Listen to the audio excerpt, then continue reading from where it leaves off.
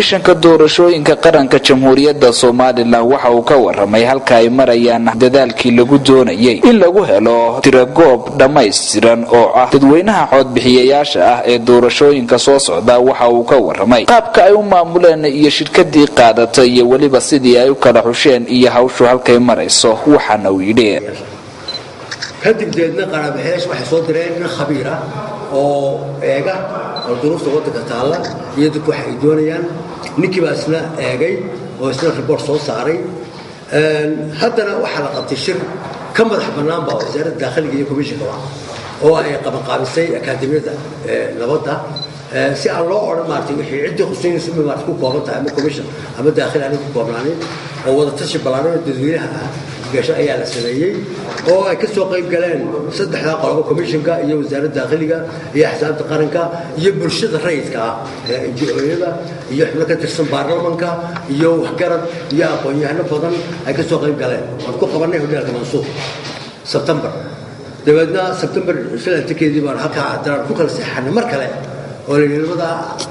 diiwaangelintii la kala saaro oo laba laga kala dhigo aan weydiisano qarabaheeyaasha iyagu waxay jeclaayeen inay meel isku tiro mugti waxa kulli kharashku uu yaraan lahaa waxa uu yaraan lahayd laakiin doorti markay eegnaba argay isku galeen deedna qarabaheeyaasha waxa ka codsanay labada diiwaangelin oo u baahan lahay fadlan haddaan caawinaysaan labada naga caawiyo kala dimuqraadiyadda wuxuu xoojinaya kana horumarkii waddanka ayuu xoojinaya. intaa markay dhacday way noo soo joogsadeen way naga yeeleen kadibna bishii November imada 2020 ayaa madaxweynuhu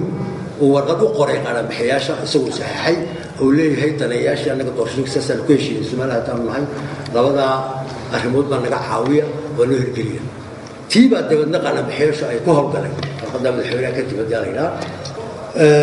waxaan deedna ku bixin tartansiinay shirkadood oo caalami ah oo arrimaha diiwaangelinta ku takhasusay